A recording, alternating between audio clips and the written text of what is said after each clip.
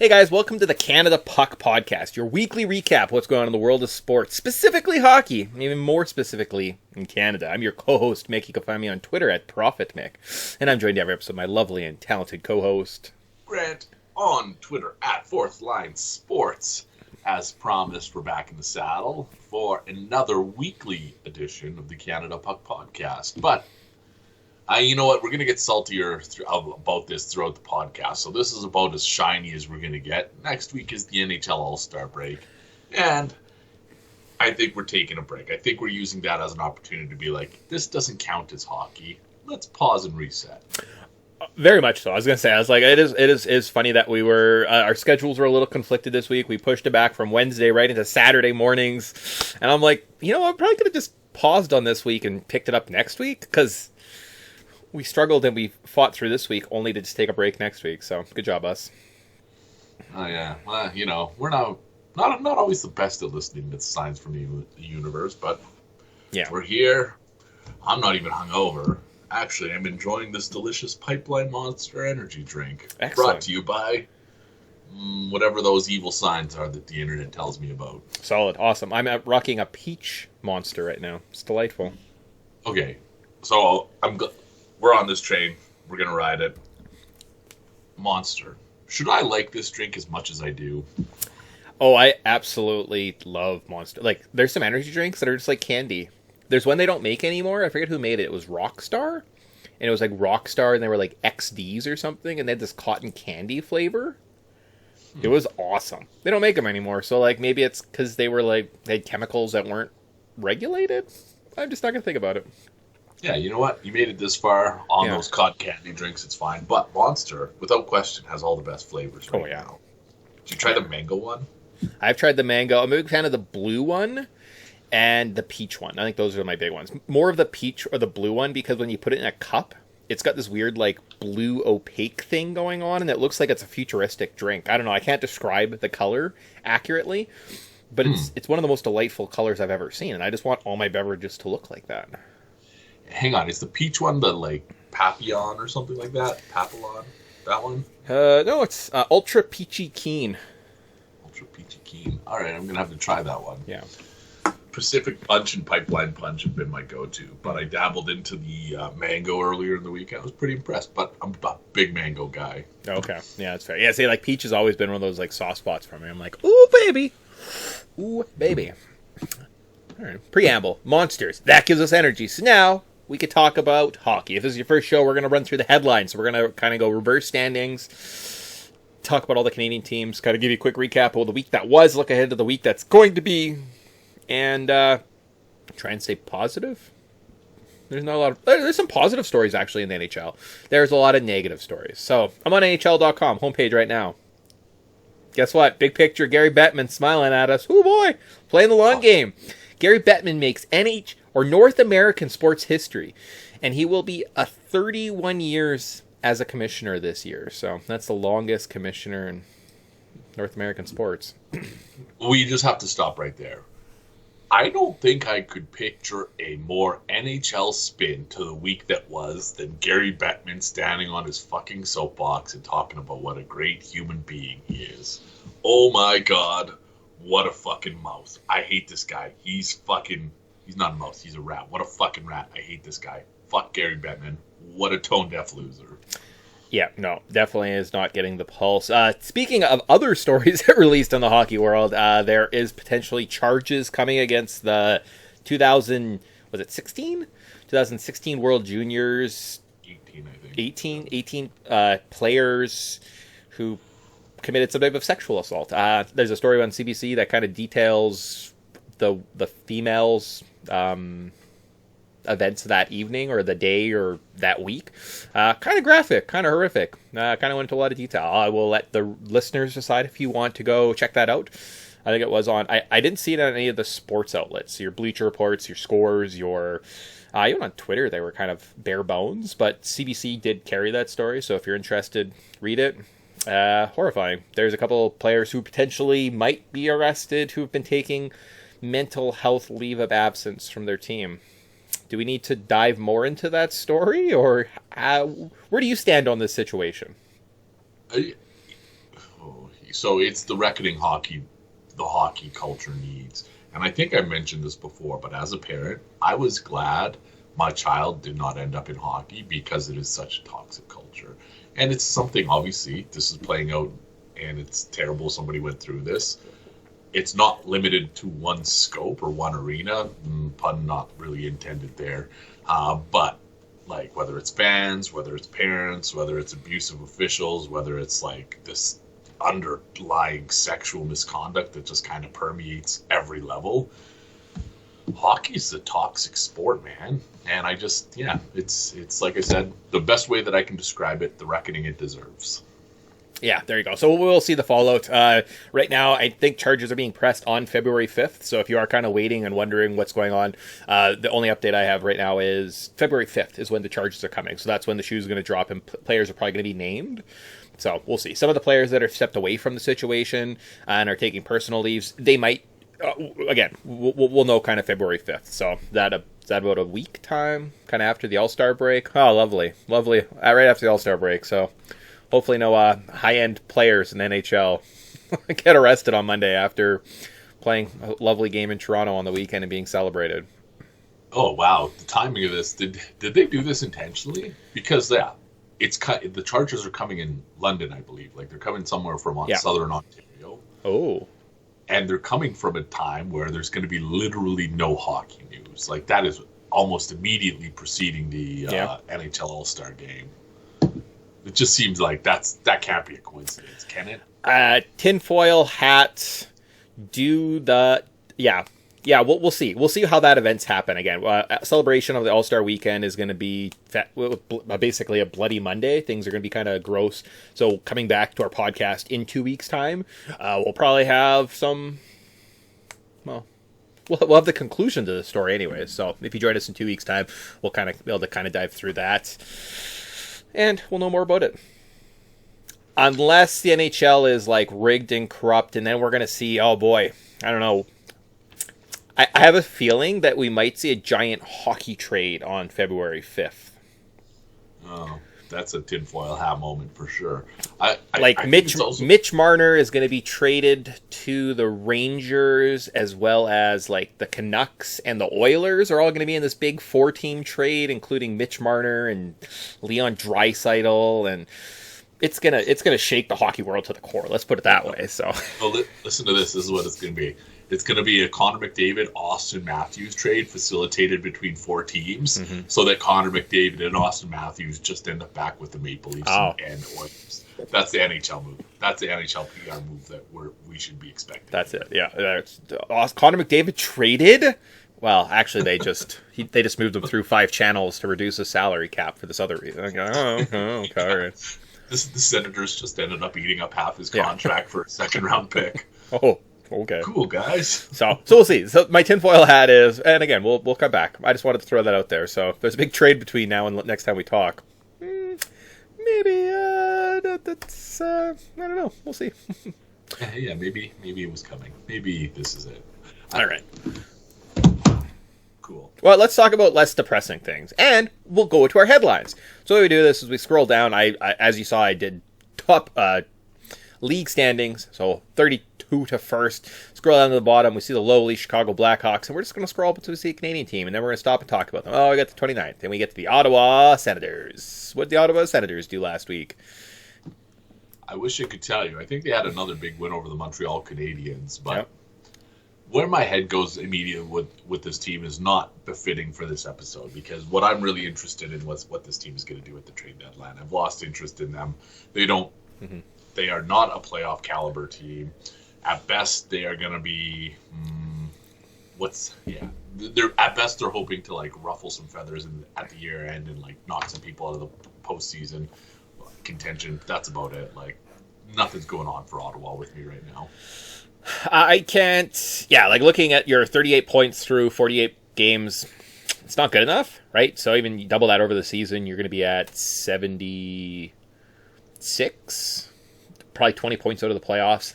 So that's definitely a big hill to overcome, a 20-point deficit in half a season. Can't see it coming. And yeah, all the chatter around Ottawa right now is just who's being moved, right?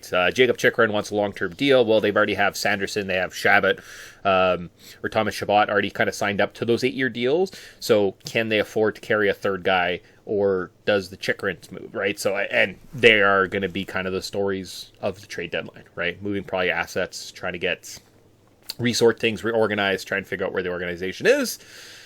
Oh, maybe win the draft lottery and get a guy that I don't even know who, like, the top prospects are this year, but I guess you bring in a new prospect to the system and try again. And we've talked about this in the past where they have pieces. We see that they have NHL caliber pieces, and they just haven't had anybody to bring it all together. Mm-hmm. And this is like, you can't say that they're rebuilding or you can't say that they're retooling, but they need to create an identity around the solid pieces they already have. And I think they just need a good coach to do it. And that's the part that just like, mm-hmm. I don't know, man. It's easy from the outside looking in to be like, bring in a coach who's going to bring everybody together and implement a system that works. And I just, until that happens, this team is going to continue to like flounder, and Brady Tkachuk's going to continue to be like this, I don't know, this truculent forward that just kind of bounces like a fart in a mitt. Yeah. If you had somebody who could corral that and be like, hey, play like this with this system, this team's going to excel. Awesome. Cool. All right. So Senators, done. We get to go back to the standings, though, and scroll up because maybe there's more exciting team higher up. Oh, no, 26th. So Columbus, Buffalo. Oh, Buffalo and Ottawa. The pundits out there that were telling me that the Buffalo Sabres and the Ottawa Senators were going to be competing for a top spot, not just a wild card spot, but they were going to be competing for a spot in the Atlantic, and now they're chilling in the basement because they're also just terrible. What are we doing? Remember all the money that Buffalo spent on Rasmus Dahlin and Owen Powers too? Like, didn't they spend something like $20 million on those two defensemen? What is going on? Like, why are we overpaying these shitty defensemen on these bottom-feeding teams? So this standard, I think we started to get an idea of what this standard was maybe 5-6 years ago when, like, I called them replacement level D-men. Basically guys who just, like, eat up minutes in the defensive zone, don't really do much or contribute much. When they started getting paid $4 million, $5 million, and you're like, but that's like a second line winger. Why are we paying second, third line pairing D-men this kind of money? And for some reason, the league just overvalues good defensemen, and not even good defensemen in general. So I don't know. I wish I had an answer for you. This is the going rate in the NHL in defensemen, and it makes no sense for me. Whether it's picks or salaries or just like length and term salaries, I guess I'm trying to get at. It doesn't make, or like salary and term, it doesn't make sense to me. Defensemen aren't this valuable. That's fine. So I'm pulling up cap friendly. Rasmus Dahlin, $11 million. Owen Powers, $8.35 million for the next 8 years. They're 23 and 21. Can they grow? Absolutely. But $20 million on those two defensemen for a team that's now chilling in the basement. I think Tage Thompson's hurt and has been hurt this season, but I don't think Tage Thompson is, again, a 20-point difference maker in half a season. Anyways, we're not talking about the Buffalo Sabres. We're talking about the Montreal Canadiens. What'd they do this week? They lost to the Bruins last week, wholeheartedly. Then they lost to the Senators, but then they beat the Islanders on Thursday night. And is that a special event on Thursday? Potentially that they beat the Islanders? It was. It was actually a special event. I think Brendan Gallagher received a suspension from a hit in that game. But do you know the event? Do you know what happened on Thursday specifically? Oh yeah, the return of Patty Roy. You know what? It took this guy way too long to get back into the league. He's not a terrible coach. You know Absolutely. What I mean? No. So anyways, good for the Islanders. Bad result, but you can't expect that in a scenario like that. Like if there was one game Montreal was going to win the rest of the season, it's the return of Patrick Waugh night. Like it's just, this is it for them. Otherwise, they've been shit. So this is really the exception, not the rule for them. I don't know what comes next for Montreal. Well, continue to ride out the season, hope for better results, but not a lot going on there. No, and looking ahead of their schedule, they've got the Penguins tonight, and then that's it. That's it for January, and they don't play again until the 6th So Montreal, if you're a Montreal's fan, you watch hockey tonight, and then literally you can put down the controller on the television, take down the rabbit ears, and set them back up on the 5th of February and be just fine. Okay, and have you looked ahead at the NHL schedule? Because I was looking at this last night, a couple nights ago, throughout the week, as I've been looking at team schedules, as preparing bets, like goaltender usage. I think most people do this. Anyways, looking ahead at schedules, I was like, man, the Oilers play tonight and then not again until the 6th, and then the same thing for the Habs. There's like 6 games between Sunday and Wednesday or Thursday, whenever the league goes on hiatus, and that's it. Like, there's nothing to bet on, and I don't get why. It's not like the NFL is going to be in a lull. College basketball might be starting to ramp up activities. Basketball's kind of in this mid-season lull too. It just doesn't make sense. Like, the NHL just gets a fucking 0 for marketing year after year. I don't get why they don't take advantage of these quiet schedules. Yeah, it's weird. For the last 31 years, for some reason, it really seems like the marketing and scheduling of this league is just shit. I don't know who's in charge of that, but they should really look into this and maybe think of changing things up. Trust, there's so many things over the last 31 years the league could have done differently, and they just continue to it astound me. It just do something, man. Just do something. That's all we're asking for. Cool, but you know what we get to talk about, guys? That's the bottom feeders. That's pretty exciting. We get through the 2 worst teams in the league. We suffer, we struggle, but we reward ourselves with playing a little bit of puck doku. So every 2 teams, we get to play a puck doku challenge. Today's grid, oh baby, it looks like maybe I have a shot. After all this time, Grant has been running train on me in these competitions week after week after week. Last week was close, and I have a feeling I might win this one. Because guess what, guys? Toronto Maple Leafs are on the board, and normally it's like the Oilers and some other team that Grant knows fairly well. I'm like, son of a bitch. So, across the top today, we've got the Toronto Maple Leafs, New York Islanders, and 250 points in a career. All right. And then down the sides, we have the Rangers, Carolina Hurricanes, and under 500 games played. Okay. All right. Awesome. Excellent. So that's a big swath there. We're playing golf rules. So we get 3 chances each. We're going for the lowest total percentage in our 3 guesses. Grant, as the clubhouse leader, would you like to take lead? You know what? I want to see where your confidence takes you on this. I've got a few things I'm thinking of right now. So you go ahead. I want to see where your heart lies. All right. I'm going to go with... Is there a chance you do that one? No, I feel like we could probably do a couple things here. Yeah, I'm going to go with center left. And I'm going to go Hurricane and a Toronto Maple Leafs. And I'm going to go with the man who is famous for showing off his dick in an early selfie picture. I'm going to go with the man, the myth, the legend of Yuri Toulouse. That's a good one. Yuri Toulouse. 2%. Okay. All right. So I've been eyeballing really 3 squares. And I think for the advantage that I'm looking for to really dig my talons in early, I'm going to go New York Rangers, 250 plus points in their career, and I am going to go Edmonton Oilers lore GM. I think he's still somehow in the executive. Kevin Lowe. Ooh, all right. Kevin Lowe. 0.4%. Ooh. All right. Plus 200. Oh yeah, that's a fight. That's it. Come get a taste. All right. Dominating lead. I wonder how high we have to get before we can talk to our next Canadian team. So back to the standings. We'll let that simmer, and we'll return to it. So we go past the Wild. Oh, and then the Calgary Flames at 24th overall. Oh, no. Looks like Calgary... They've lost 4 in a row. So, I kind of feel like they were doing better when we last spoke. Yeah, they had won on a 4-game win streak. So you beat the Senators, beat the Coyotes, you beat the Knights, you beat the Coyotes again. Oh boy. Losing to the Leafs kind of set them in a bit of a tailspin, and their hard week of the Blues, Columbus, and Blackhawks has resulted in 2 losses. Another loss tonight? Maybe, but I'm not sure. I don't want to toot my own horn. A couple weeks ago, I said this is peak. This is kind of as good as it gets for the Flames. I reiterated that messaging last week, and I wholeheartedly meant it. When you look at this team analytically, it is not a good hockey team.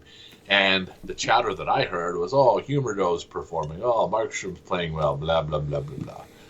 This has not been, and it was like that was the redemption that the Flames needed to start their trek back into the playoffs. I was like, guys, when the small sample size of like improved production is like, I don't know, represents 20% of the scale, it's not a real good indicator of what to expect from this team. So I don't think that this is the playoff caliber team people want it to be, and I think that this 4-game losing streak is really more of a sign of things to come than the last 2 weeks were. That's fair. I know that they had Shillington return to the lineup. He was out with injury for the last couple seasons, and he got a chance to start the other night, maybe against St. Louis. Ultimately resulted in a loss. Maybe it was even Thursday night he returned. So it's nice to see that. I don't know what happened to Shillington. I don't know why exactly he was out of the NHL. I think it was mental health stuff. I think he took a leave of absence or something. Okay. So luckily things are looking better. He's coming back, and he gets to lose to the Blue Jackets. So he gets to come back and have Johnny Gaudreau be on the other side of the ice in Columbus and beats him. I'm sure that was great for his mental health. Awesome. Good job, Flames. Oh, God, yeah.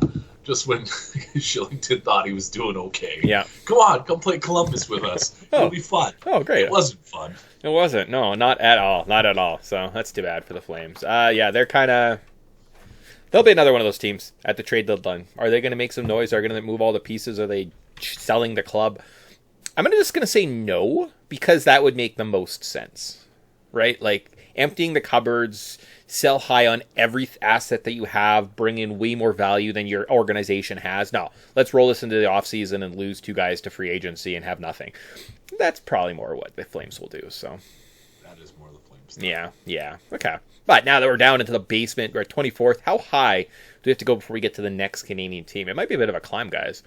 I bet you it's into the top half of the league. Well, you know what? I bet a step further, top 12. I bet you it's top 12 in the league. All right, so we're top 15, still nothing. 14th, we see the Red Wings. 13th, we get the Flyers.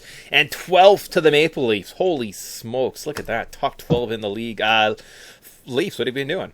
You lost to... Actually, they lost to Vancouver in a pretty raucous affair last Saturday night. Terrible first period, one of the worst first periods they played, followed by one of the better second periods they played to tie it almost up, and then their goaltending just kind of fell apart. And the last 2 games, Sunday they played the Kraken, Wednesday night they played the Jets. We've seen kind of the resurgence of Samsonov, who's returned to the ice, had a standing ovation at home in his 1-0 overtime win against the Jets on Wednesday night, which was good to see for a guy who's just kind of fell apart. And if that guy can return to even a top 20 goalie in the league, I'm not even saying top 10 guys, top 5, like top 20, and just give this team some semblance of competency in goal, a lot of the errors and a lot of the weaknesses of this squad should be rectified. So they do get the Jets again tonight, and then looks like their schedule's pretty light for the rest of the week. Do they even play before the All-Star break? No. They're not back onto the ice till the 5th. So Jets tonight, and then basically a big long break where everyone, the starting roster of this team basically gets blown for a week in Toronto, and everyone gets to come and hang out with them and see how good it is. And I'm sure the All-Star weekend will be a good time for the Leafs. It's not going to be a bad time. There's 2 things that I have to build off of. One, I wasn't watching the game last week. I was checking my phone. I can't remember. I was out doing something. Anyways, I looked at the score, and what was it? 3-1, 2-0, yeah. 3-1, something like that. And I just all I could picture is the echo silencing around your table of not wanting to talk as the Leafs were humbled again by the Vancouver Canucks. And then the second thing, how could you not feel good for Ilya Samsonov? Like, this is a guy who, his last interview, at least the last interview I remember, was him basically in the hallway, almost in tears, like being like, fuck guys, like this really isn't working for me. Mm-hmm. I think he was sent down or benched a couple days later, and you're right. The Leafs don't need, I guess it's 3 points. The Leafs don't need elite goaltending. They need average goaltending, and generally their team's going to take care of the rest. So, Yeah, there you go. So, positive stories there. And the Vancouver game, Martin Jones let in like 3 of the weakest goals we've seen all season. Now, he's a third-string goalie who's questionable at times. Did he hold the fort together for this team for a while? He did. So, again, we're not pointing fingers. It was just kind of that's too bad. Saturday nights. Leafs usually disappoint on a Saturday nights. That's what I've learned from watching hockey over my life. But it was the inevitable collapse. Jones, I think we talked about it on the podcast. He couldn't operate like that forever. No, not at all. Not at all. So, but going up against another heavyweights, we haven't got to the Jets yet, guys. So that means they're at least top 11 in the league. That's pretty exciting. That's a big clash coming up tonight. Maybe the only clash on the schedule that actually is worth checking out. Maybe. But that means we did 2 more teams. Flames, boom, done. Leafs, done, boom. That means we're back to Puck Doku. All right, so I got to go with a 0.4. I have to go up against 0.4. I need to go low. I need to look and say, all right, I need to just pick a random Toronto Maple Leafs player that no one's ever heard of. The least we've heard about him, the better. I'm going to go Toronto Maple Leafs, under 500 games played for my coup de grace. And I'm going to go with a man named Tim Brent. Who? Exactly. That's the reaction I was hoping for. So Mr. Tim Brent from under 500 games. He only played for 4 seasons, so 0.1%. Booyah. God damn. What? You definitely... I was thinking Andrew Raycroft for that square, and I guarantee you Tim Brent beats that. Mm-hmm. Oh, man. Okay. Well, I don't know what I'm going to do now, because that was one of the squares I was looking at, obviously. Mm-hmm. The other one was the Carolina Hurricanes and 250-plus points. And all of a sudden, I don't feel great about this. I picture this guy being like 7 or 8%. Oh, God. But for the sake of... anyways, I'm just gonna go for it here until I can scrape my brain over something else. Eric Cole. Eric Cole had way more than 250 points in his career. And that's Eric with a K. Damn it. Oh, he only had 2%. 2%. Ooh, I have a 0.3% lead going into the final round. Well, hold on to your butts, guys, because we'll see. We'll see what happens. This is the point where I usually make a miss, so good job. All right. All right, so from 12th, we have to go to Tampa Bay in 11th. Oh, man, those damn Lightning. And then 10th, we got a top 10 team in the Edmonton Oilers, winners of 15 in a row. And, man, they had a terrible start to win 15 games straight. So I keep... 30 points! At one point, they had 27 points through, 30 games? And they had, 6 points through 12. No, yeah. 5 points through 12. Yeah. It was just an abomination of a start. Yeah. And I keep waiting for the other shoe to drop because, and I know you talked about this last week on the podcast, taking a stance against them. I have taken a stance against them in the betting market, both of their last 2 games, thinking, yeah, it's not going to go well. They barely got by Columbus, but they're a little more convincing against the Blackhawks. But what I keep looking at with this team is Stuart Skinner has achieved a great many things. He's set a new franchise record for consecutive wins by a goaltender in Oilers history. He has 1.4 goals against average over his 11-game win streak with a 95 save percentage, which is absolutely fucking mind-numbing. So mind-numbing, in fact, that I just keep waiting for things to collapse. But the benchmark as a bettor, what I look for when things start to reverse is when they start to get back to career norms. That's when things kind of tilt back. That's when we see, all right, he's reached that level. His season-long metrics have gotten back to his career averages, and we're going to see some more fluctuation. Fucking Stuart Skinner's still beneath his career averages. He's at a 90.6 or a 90.8 save percentage on the year, and he's at least a few points beneath his career average. So he's getting close. It's going to happen, whether it's tonight against the Preds, I guess this afternoon against the Preds, or immediately preceding the All-Star break. Stuart Skinner's going to come back down to earth. Okay. All right. Yeah, this is a tough one because I don't get Vegas till after the break. So are you going in with a 16-game winning streak into the All-Star break? Are they losing tonight? law of averages says you're going to lose probably. Hit a hot goalie and a Yari Saros, right? Overlooking, maybe looking ahead to the break. The boys fall apart this afternoon. I don't know. It's not a terrible betting spot. It's a spot. It's a tricky spot, and if you're inferring from the betting prices, because I think they got up to like a minus 600 against the Hawks the other night. Mm-hmm. This minus 210 or whatever it is, it's floating around at right now, is a substantially different price. And I know Nashville, as you mentioned, UC Saros is a big part of their success. They're a playoff caliber team, so like quality is a big part of this. But I would expect this team to be higher than the minus 220 they are right now. So that might be an indicator that the betting community is also taking a stance against Edmonton. Oh, I think, yeah, even if you're just like a casual fan looking across sports, you're like, I watch maybe a hockey game a year, I'll throw some money there.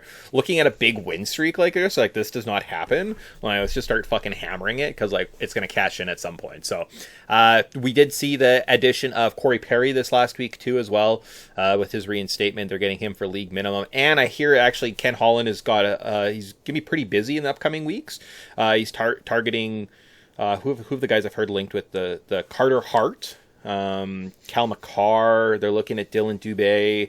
So a lot of quality players that might just find themselves in some rough spots in the league. And part of the reclamation project here with Edmonton, with the Canes and the Corey Perrys, this team might be starting to look stacked. So yeah, great for Stuart Skinner, but like you're going to be benched for Carter Hart, and Cal McCarr is going to be hitting your blue line pretty soon too. So awesome, good job, Ken Holland. I think it was Cal Foot. Cale Makar plays in Colorado still. At least I think Cale Makar is relatively. I think it was Cal Foot who's got in the hot water here. I've also heard Makar was on that team, and there was rumors that he might have been more involved, but because he's such a darling in the league, we may not talk about him. So I don't know. We'll see what happens in Colorado.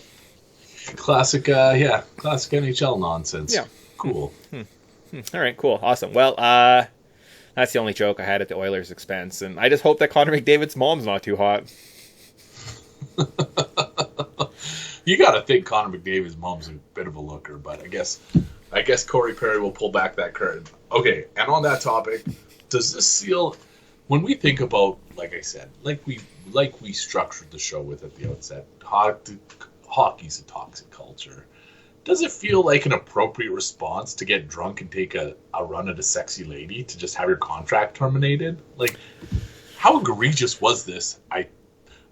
This is not a penis in your hand picture. This isn't a I'm gonna dip my dick in your cup. It was Corey Perry being like, hey, I'm Corey Perry. I'm the fucking scummiest guy in the league. He did something to the organization that got him kicked out in Chicago, but yet he's fine to come into... And, like, he's never been toxic anywhere else he's been, right? Like, he's always an upstanding guy. So I'm sure this won't hurt the Oilers at all, bringing in a guy like that. And their locker room has always been historically really, really strong. Huh. I don't know what to make of this. We'll see how it all plays out. It's just the lack of transparency. What happens, right? So, like, what did he do in Chicago to get... Like, because that really defines the story, right? Like, if you can look ahead and say, oh, it was... But if he had a drug use issue, then they shouldn't be able to terminate his contract because he had an issue. Like, you can't just get rid of people because they have problems. You have to help them, right? Like, so it did come out, and John Scott broke this earlier this week. It was a reporter. It was like an NBC reporter at a team event. Corey Perry got drunk and was like, "Here, we should fuck," basically. Okay. And like, this is what I mean. Like, it wasn't an appropriate response. Like him having basically being asked to leave the organization and graciously welcomed it another weeks later. Like, it just, the NHL just needs to figure shit out. Man. Yeah. It's just the worst league for trying to be, maybe transparent and fair. And that's it, because like I've thought about this too. Like, the NFL, bad things happen in the NFL, bad things happen in the NBA all the time too. But they just seem to like move about things a lot differently versus in the NHL. It's all like, well, we can't talk about it; it's secret. Oh no, you can't talk about this. Oh, and Corey Perry's now a Oiler, so let's go win a cup. So I was going to say this earlier, but I stopped myself. It's a very contrasting look from NFL. Maybe even to a lesser extent the NBA, but the NFL fucking looks at things square in the eye and says, "Yeah, we did this. Fucking get mad at us." People get mad at them. Here is Ray Rice slugging a girl in an elevator. Here's the video. He will not play on our field anymore. he maybe reappeared on someone's roster like years later, but it's kind of just like no, don't worry about it. It's not like he signed with the Chiefs later that week. Yeah. Okay, cool. All right, let's keep moving on from Edmonton and scrolling up into the top 5 and top 4. We find the Winnipeg Jets still flying high. I think they just had a bit of a lighter week. What happened this last week? They did nothing. They beat the Senators. Woo, baby, they did. Then they lost to the Bruins. Then they lost to the Leafs. And now they play the Leafs again. And I think I alluded to on the last podcast, yes, they were flying high. They're top of the league. But this Bruins-Leafs gauntlet that you have going into the All-Star break is going to be kind of a litmus test, right? Are you guys just the big dogs? Or are you just playing hot hockey, right? If they beat the Leafs tonight, you can rectify 2-1 or one being 1-2 against kind of the bigger dogs in the league. It's not terrible. If you go 0-3, though, we might have to have a different conversation going forward with the Jets a little bit, right? So, and what I've seen with this team over the last 6 weeks, because I did a little dive on them ahead of their Leafs contest, they've been basically analytically the fourth best team in the league from middle of December to here. And that is they have been consistently outplaying their opponents. But we're starting to see that crack a little bit more recently. And when adjusted for schedule, you're like, well, that kind of makes sense. It's like, well, you're taking on the heavyweights of the league. Mm-hmm. Things are going to shift a little bit. So this is their chance. The last thing that they want, and I don't know if this is their last game ahead of the All-Star break or not, but the last thing they want to do is not win tonight and slide into the All-Star break, because I think that's going to have a pretty detrimental effect on this team psychologically, to be like, fuck, like we thought we were great, we lost to 3 teams in a row, and guess what? Maybe we aren't, and you spend 2 weeks stewing about how you're not the best team in the league. Yeah, no, it could help them a little bit. Hellebuck is playing tonight. I think he took a break, especially against Toronto the other night, so at home against the Leafs Saturday night, Hellebuck in net. We might see different affairs, right? It's going to be a different team than facing the Laurent Brossois on the Thursday, the Wednesday night. So that might change things a little bit, and we'll keep our eyes on the betting markets for that one. But we have nothing else on the Jets. That means final round of Puck Doku. Can I put Grant away? I'm sitting at 2.1%. He's at 2.4%. I'm looking at all my squares. I don't have a definitive. Definitely that guy. I can't tell you any New York Islanders. That's one of my flaws in life, is I just don't pay enough attention to that team. But I do know someone who's probably played under 500 games, who's had 250 points. I'm thinking of a young star in the league, a young gun. Speaking of New York Islanders, Matthew Barzal. I feel like Matthew Barzal's probably talked about a lot in an under 500 game played for the Islanders. But you know what people probably aren't thinking of, especially on this iteration of the square?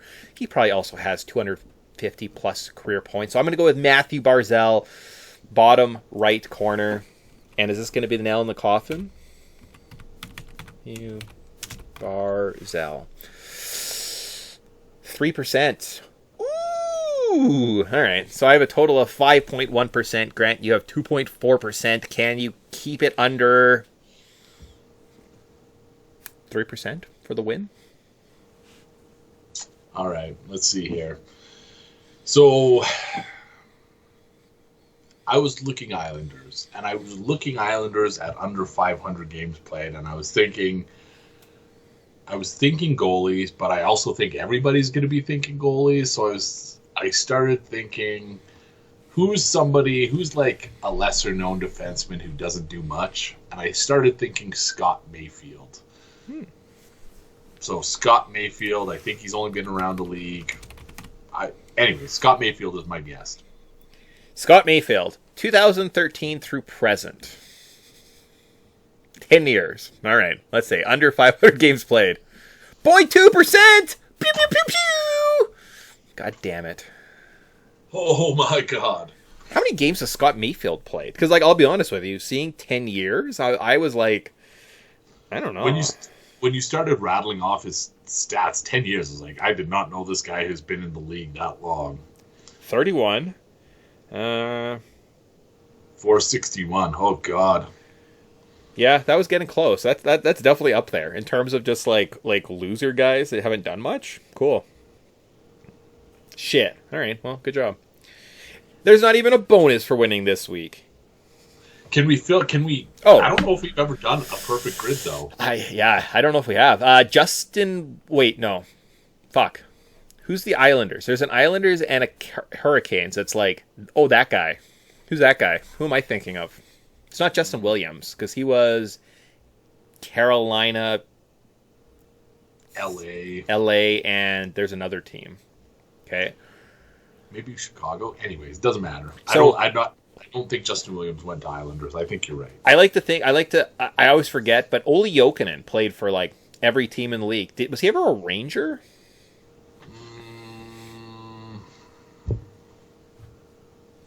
When I think Olli Jokinen, I think Flames, Florida, but I know that he played elsewhere. I know that, he played in Pittsburgh too. He was a Leaf. He was a Predator. He was a Coyote, I think. He was like a King or something like that. Yeah, he was kind of all over the place.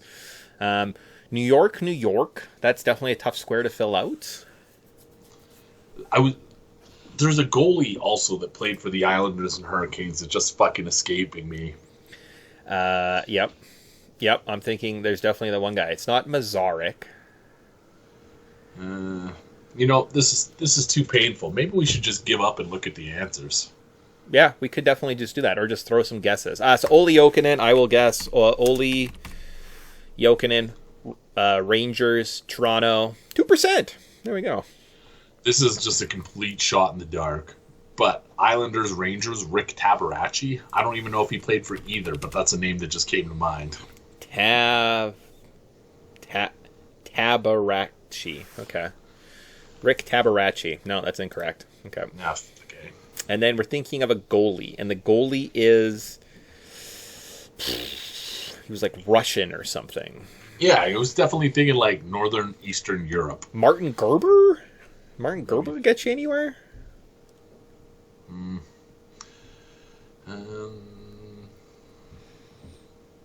This is gonna fucking drive me crazy. Because it wasn't Sorokin. It wasn't...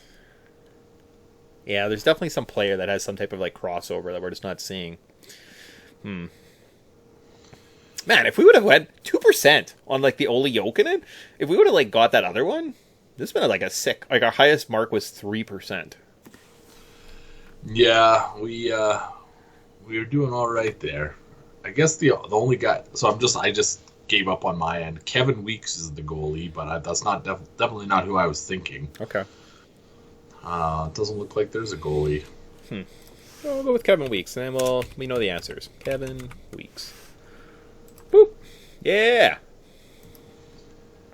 Oh, Pat LaFontaine. I fucking should have known that. Aaron Asham too for Rangers Islanders. Oh, some of these names are. Yeah. Okay. All right. Grabowski, Flatner. What other ones were we unsure of? I feel like we did pretty well. Yeah, sweet. Rangers. Leach. Lindros. Oh, Lindros. How could we not get that? He was a Leaf? Okay. Tim Hortons. Antropov.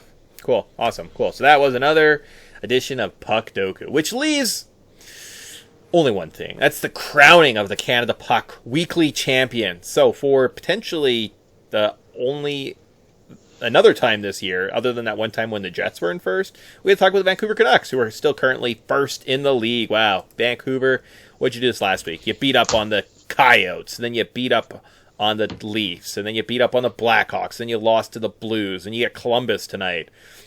Okay. I fucking had it with this team, Mick. I just fucking can't anymore. They are just so insufferable. I hate the Canucks. I don't want nice things for them. I have bet against them every fucking night for the last 2 weeks, and it's coming from just a place of legitimate anger. This team makes me angry. I don't like it. Okay. Solid. Yeah, for myself, they are... I have no idea. What makes this team tick. Watching them, they're really nothing special. Outside of their goalie, like in terms of kind of quality goaltending, right? We can look actually across the board and see pretty good goaltending in the Hellebuycks and the Winnipegs, Thatcher Demko's, right? Like 2 top 5 goalies in the league playing in Canada at the moment is something that shouldn't be criticized. And why are the Canucks and the Jets 1-4 in the league. Could just be, in fact, the fact that goaltending is kind of an epidemic in the league. Like, quality goaltending is just hard to find at the moment, and they happen to have two of the best, right?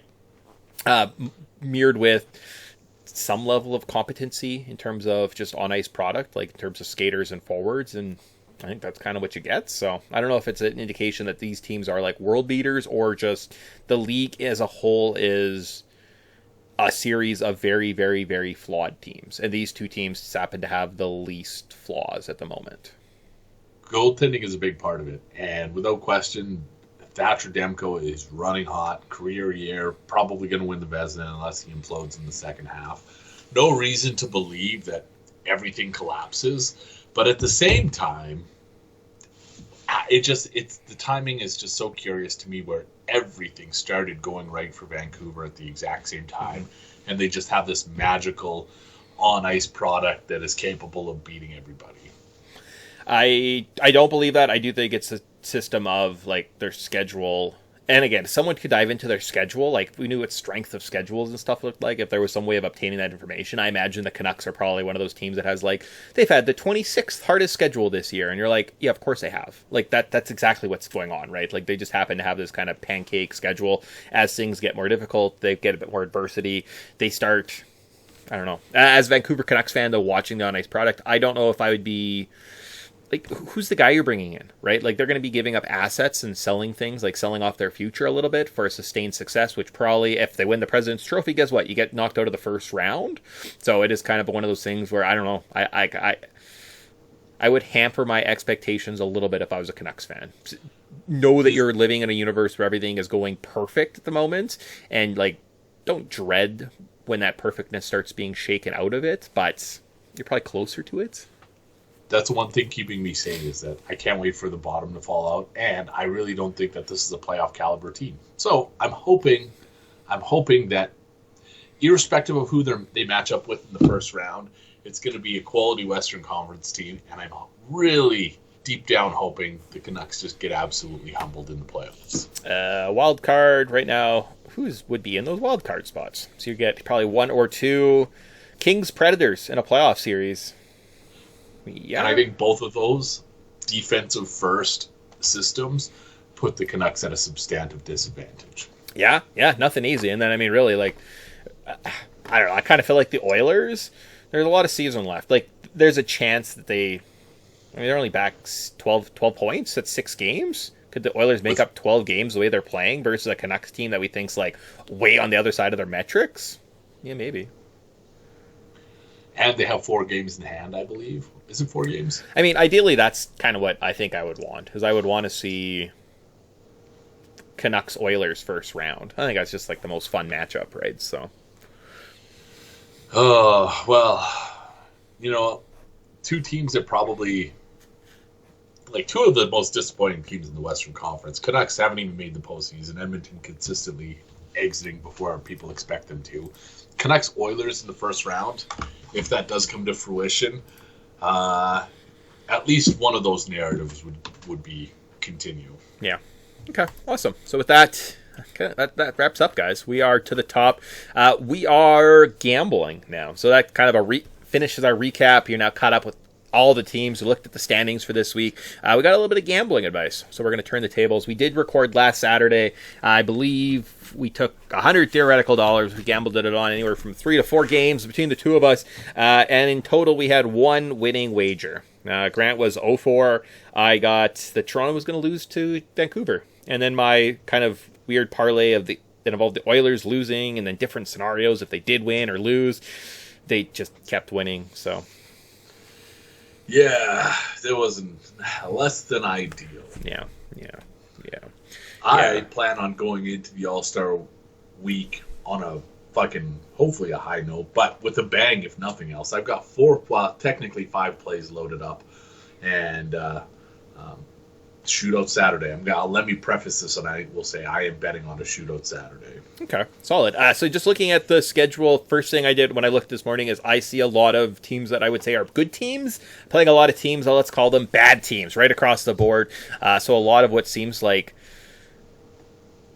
easy matchups. Although I'll be honest, like I'm looking, why are the Rangers only minus 113 favorites against the Senators? Seems they're basically a pick'em, and I had the same thoughts about that line. Huh. Okay. That seems fucky. Very fucky. And as I'm just scrolling through these matchups, which I think seem like they should be a bit more one-sided affairs, I was going to do one play, but maybe I'll do two plays? Spread some money around? Yeah, I'll do two plays. So why don't you lead off? All right. Well, speaking of the Rangers and Senators, this line absolutely threw me for a loop. I was like, what in the actual fuck is going on here? I did just a quick look. Scheduling-wise, like, Rangers coming off a loss. They let Shesterkin play the entire game last night. He stopped, I can't remember. His save percentage was like 7-something. I'll just look here. Anyways, to me, that just signals, sorry, Shesterkin, you got to soak this one because we got to save backup Tendy for Gay second night of the back-to-back. And for people who have been following along, well, really from the get-go, this has been one of my favorite plays for decades now. Second night of a back-to-back with a backup goalie in net. I think maybe this is reflected in the line here, but I'm obviously going in a different direction. I think that this game goes to a shootout. And with 5 plays, I've got $20 at plus 350 to win 70. All right. I'm going to just kind of jump off that same game. I like the Rangers to straight up win. Even if it isn't Shesterkin in net, I don't know what their backup is. I don't even know. I know nothing about the Rangers backup, but I will bet that this team is probably better than a reeling Senators team. And yeah, the Senators are playing a little bit better at late, but they also like to disappoint. So let's just go fade the Senators. And if I can get some decent money, $50 on the Rangers to win $95. Cool. I will stay with my shootout theme, and I will move on to the next shootout. And this game really just, it feels like two teams who are underperforming but have the capability of being juggernauts, maybe. Less so the Tampa Bay. Tampa Bay's on their way out. New Jersey's kind of on their way in. They're, opposing climbs. But I do think that Tampa Bay has improved their standing recently. They have benefit of home ice, but we can't discount New Jersey and what they bring. So I was just thinking, this game kind of makes sense that it's going to overtime for me. And so $20 at plus 360 to win 72. Perfect. All right. Second play for myself. I am looking at Connor Hellebuyck coming back, returning to play in Winnipeg. Leafs are coming in. We saw a pretty even affair. Pretty good hockey game, right? In terms of just quality of play between these two top teams. But if I can, they're not as favorites. Vegas lines kind of figured that out. I will take Jets minus 131. I'm going to put another $50 on that, and that wraps up my $100 for the week. All right, I'll kill out the clock here. 2 more, technically 3 more plays. $20 on another shootout game. Anaheim at Minnesota. Minnesota, a team that just plays basically defense. Their offensive metrics are among the worst in the league. This game going to be played, feels like, exclusively in the neutral zone. And at plus 370, I wasn't going to not take this opportunity. $20 to win 74. All right. This is my least favorite, and I know it's coming from a very jaded place. Least favorite play, but one that I'm making nonetheless. Columbus Blue Jackets coming off not a monumental victory, but maybe a momentum-building win over the Calgary Flames, carrying that out to the West Coast against the Vancouver Canucks, who just aren't as good as people think they are. And at plus 235, I figured, why not waste more money betting against the Vancouver Canucks? Columbus Blue Jackets, $20 to win 47. If you parlay all of those together and wager $20, potential payout $6,498.43. And sorry, your third game was Anaheim, Minnesota, and you like the Ducks? Tie. Okay. Tie. So yeah, those 3 shootout games, Columbus underdog, and those four legs combined is basically $6,500. Solid. All right, got all my documents done. Check mark. Sick. All right. Well, with that wraps up essentially what our show is. Our show for the next couple weeks. So we're back. We'll be kind of talking about the fallout from All-Star Weekend. I might even tune in. Nah, I'm not going to tune in. That's boring. Yeah. But I think that's everything. When we're back, All-Star, we don't care. That's why we're not talking about it. There's also no gambling, so we don't really care. Taking a little bit of a break, get to dive into football, get set up. And I think we're back for our Super Bowl show. There we go.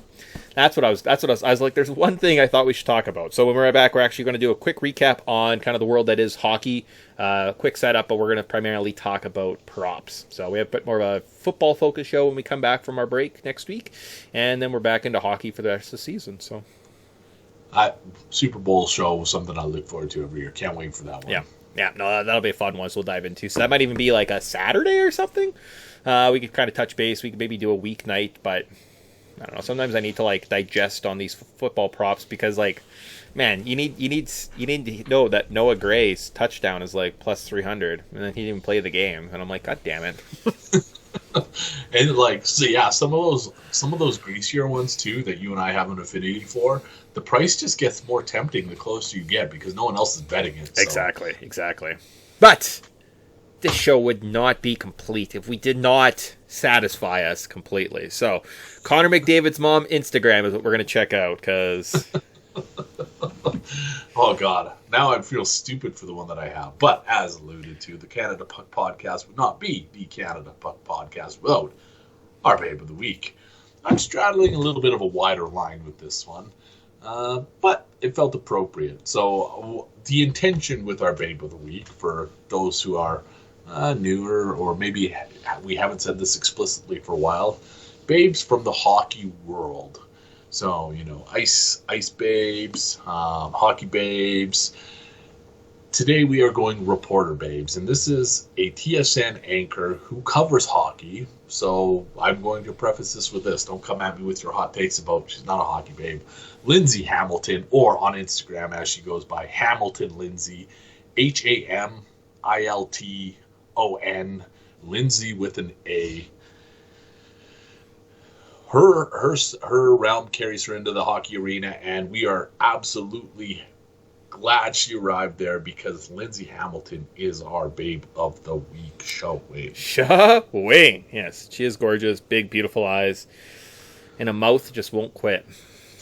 Reporting from stories from golf to hockey, everything in between. I see she's juggling oranges here, too. Good for Lindsay. That's hard to do. There you go. Awesome. Cool. So you could juggle my oranges any day of the week. This really is a toxic culture that we've created. All right. Cool. Well, as long as I'm part of the problem, then we're happy. That's got to be it, I guess. That's it. All right. Cool. Grant, we'll see you in a couple of weeks. We'll talk some football, some prop bets, and till then, stay safe. Everyone, hopefully you guys party on. Party on, Mick. We'll see everybody in a couple weeks.